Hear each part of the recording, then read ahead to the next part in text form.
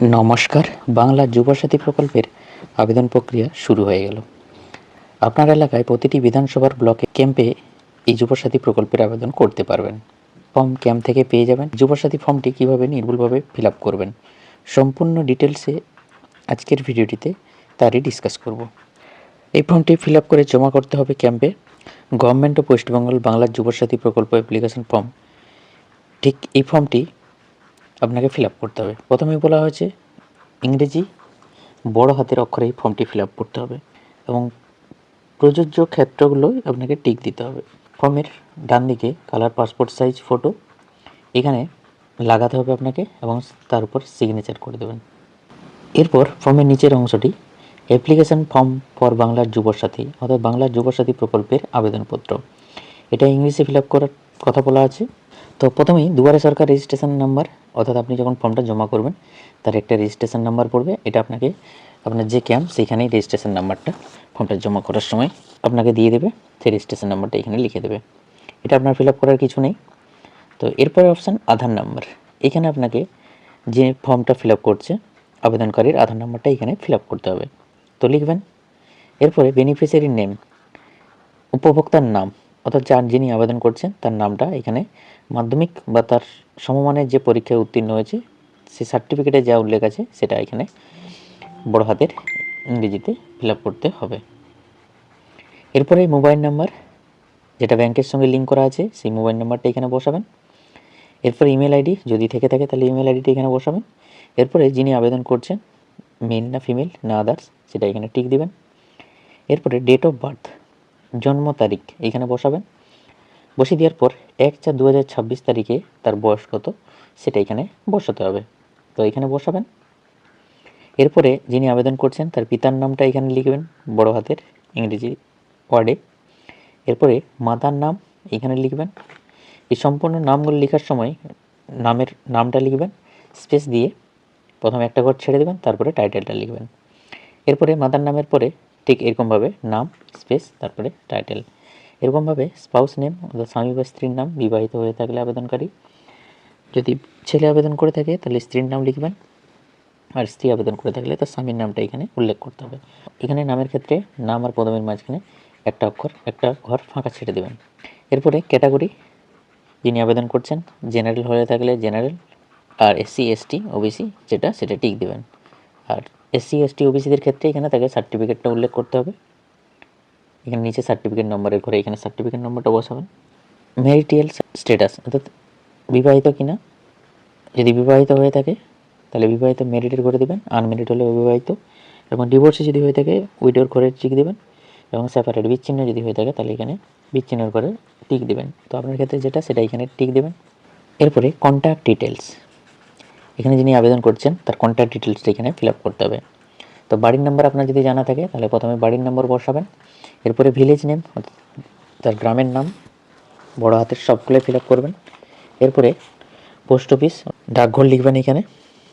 এরপরে গ্রাম পঞ্চায়েত অর্থাৎ কোন গ্রাম পঞ্চায়েতের বা পৌরসভা হয়ে থাকলে তার ওয়ার্ডের নামটা লিখবেন এখানে।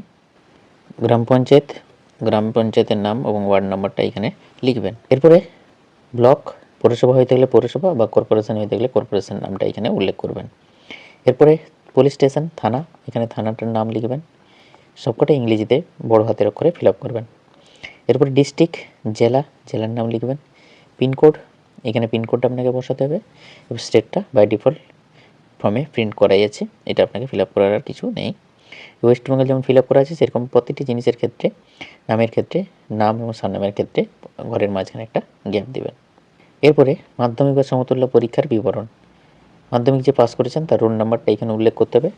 অ্যাডমিট কার্ডটা দেখে এখানে রোল নাম্বারটা বসাবেন, রোল এবং নম্বর এবং কোন সালে পাস করেছেন সেই বর্ষটা এখানে বর্ষের ঘরে লিখতে হবে।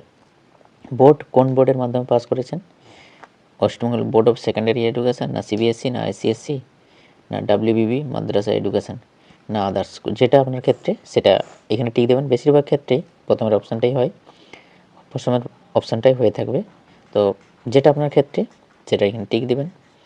এরপরে এডুকেশন কোয়ালিফিকেশান, শিক্ষাগত যোগ্যতা সর্বোচ্চ। এরপর এছাড়া যদি আপনার শিক্ষাগত যদি গ্র্যাজুয়েশন মাস্টার ডিগ্রি করা থাকে তাহলে তার শিক্ষাগত যোগ্যতার সর্বোচ্চ শিক্ষাগত যদি থেকে থাকে মাধ্যমিক বাদ দিয়ে সেটা এখানে লিখবেন।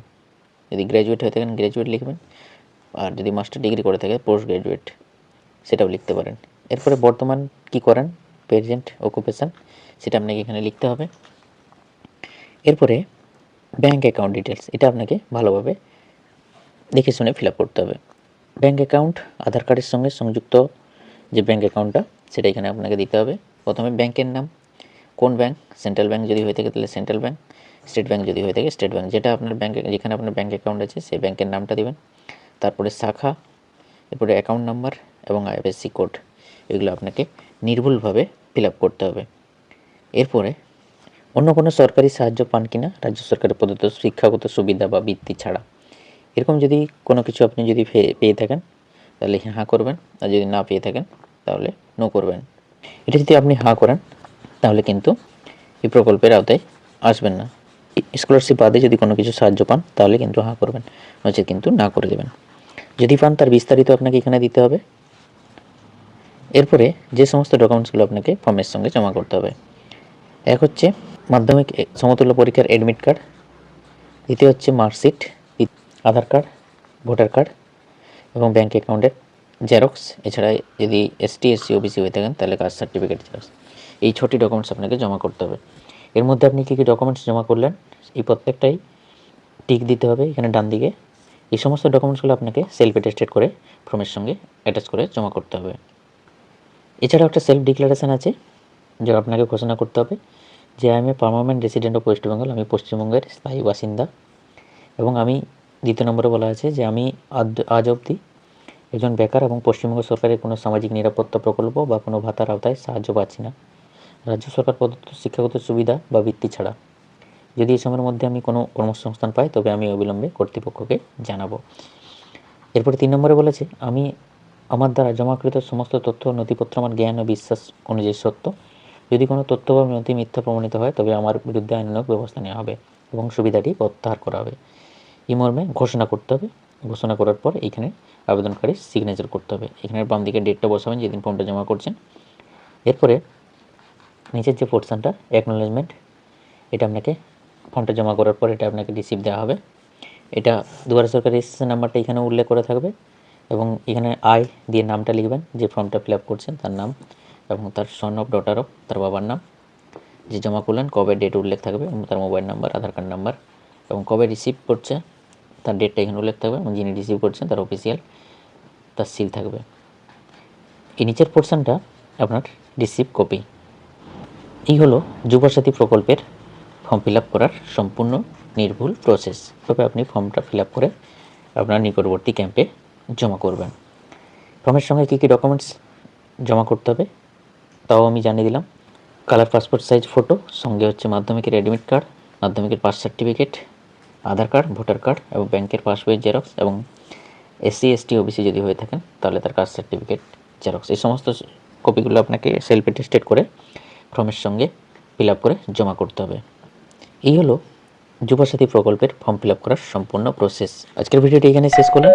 ভালো লাগলে একটা লাইক করে দেবেন আর চ্যানেলে প্রথম হয়ে থাকলে অবশ্যই চ্যানেলটি সাবস্ক্রাইব করে দেবেন। Thank you so much.